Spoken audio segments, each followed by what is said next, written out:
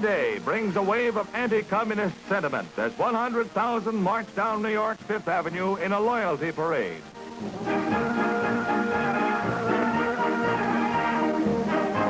Everyone from vets to youngsters reveals his inborn dislike of communism. A united answer to those menacing our country's liberty.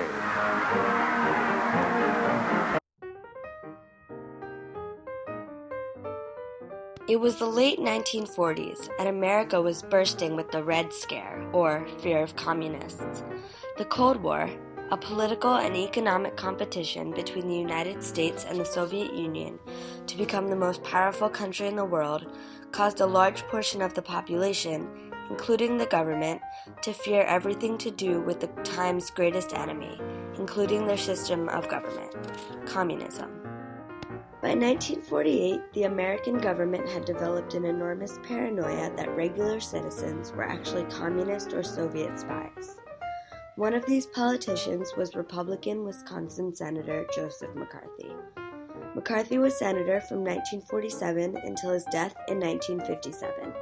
He began a witch hunt, attempting to purge America of communists, claiming that he had a list of every citizen associated with the Communist Party. His following became known as McCarthyism. During this time, the United States government violated the First Amendment rights of Hollywood artists by taking responsibility for what it saw as the problem of communism in the entertainment industry. One communist on the faculty of one university is one communist too many.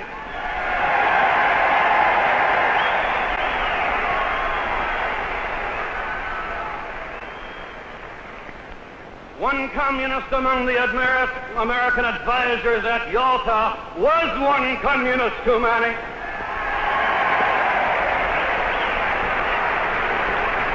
And even if there were only one communist in the State Department, even if there were only one communist in the State Department, that would still be one communist too many.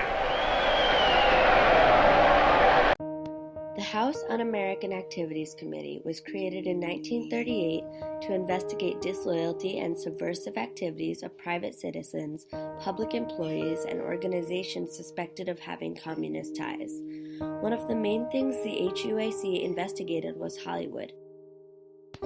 They were afraid that since Hollywood stars had such large followings, and since movies were such a widespread media, writers and directors might put communist messages and content into their films, thereby convincing American citizens to turn to communism. At the time, that was the worst thing someone could do in the eyes of the U.S. government. 205 artists from Hollywood were called in for trials in front of the House Un-American Activities Committee between 1946 and 1956.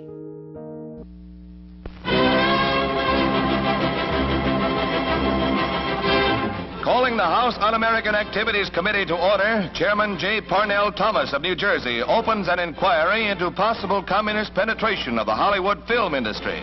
The committee is seeking to determine if Red Party members have reached the screen with subversive propaganda. A long list of prominent motion picture witnesses appear before the committee.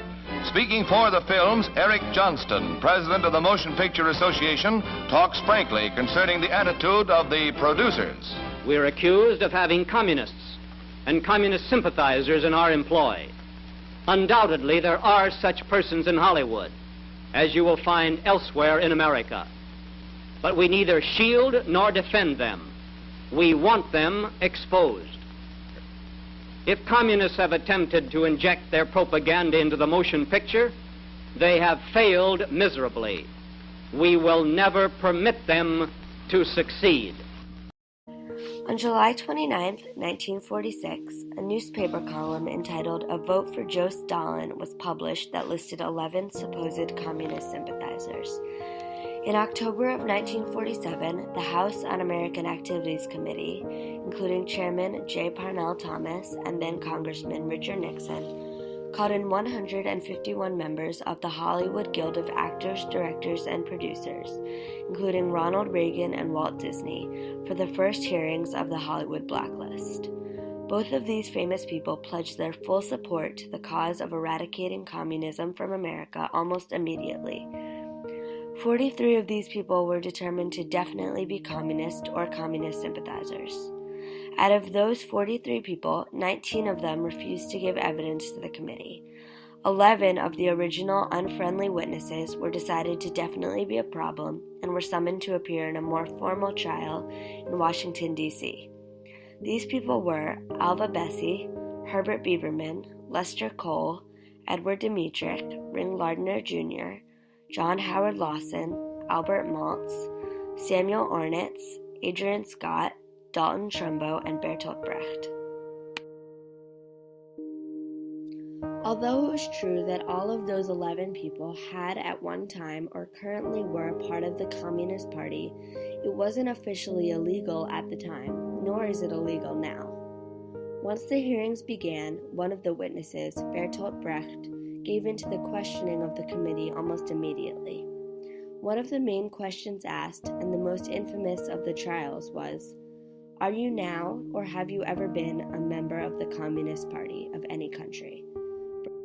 Once Bertolt Brecht gave in to the questioning, the committee expected the rest of the 10 to do the same, but they didn't. They continued to refuse to answer the questions, stating that the questioning violated their constitutional rights. The House of Representatives voted 346 to 17 to charge the 10 with contempt of Congress and sentenced a year in jail and a large fine. They were also unable to reestablish their careers after the Hollywood motion picture industry said, "Members of the Association of Motion Picture Producers deplore the actions of the 10 Hollywood men who have been cited for contempt. We do not desire to prejudge their legal rights, but their actions have been a disservice to their employers and have impaired their usefulness in the industry. We will forthwith discharge or suspend without compensation those in our employ, and we will not re-employ any of the 10 until such time as he is acquitted or has purged himself of contempt and declares under oath that he is not a communist." The Hollywood Blacklist was an important moment in history because of the impact it has had both socially and politically on our society ever since it ended. Immediately during and after the blacklist, many screenwriters and authors were forced to publish any content that might be considered controversial under a pseudonym. For example, the movies The Brave One and Spartacus were both written by Dalton Trumbo, one of the Hollywood 10, under the pseudonym Robert Rich. Similarly, the blacklist began a distrust within Hollywood, with specific contempt towards those who named names in the hearing. When Hollywood artist Elia Kazan won an honorary Academy Award in 1999, at least one-third of the audience refused to stand or clap for him, continuing the contempt that had been showed towards him for his voluntary participation in the HUAC hearings. The blacklist and the general scare of McCarthyism also spread well beyond Hollywood, during and after the blacklist had officially ended. One example of this was Senator Joseph McCarthy's substantially less well-known Lavender List, his attempt to rid the American government of homosexuals. Together with Roy Cohn, McCarthy managed to get scores of gay men fired from government. More recently, the blacklist has been compared to the modern-day war on terror, with the American government overstepping its boundaries and taking illegal action against something they believe to be wrong. A major example of this can be seen in racial profiling in airports and other public spaces. It can also be seen in the Patriot Act, which allows the government to accuse and charge people of terrorism with hardly any evidence. Finally, one lasting impact of the era of McCarthyism and the blacklist is that the specific language used by McCarthy and his followers is still used today by the right wing when referring to things they don't agree with. A very current and relevant example of this is the newly introduced Obamacare.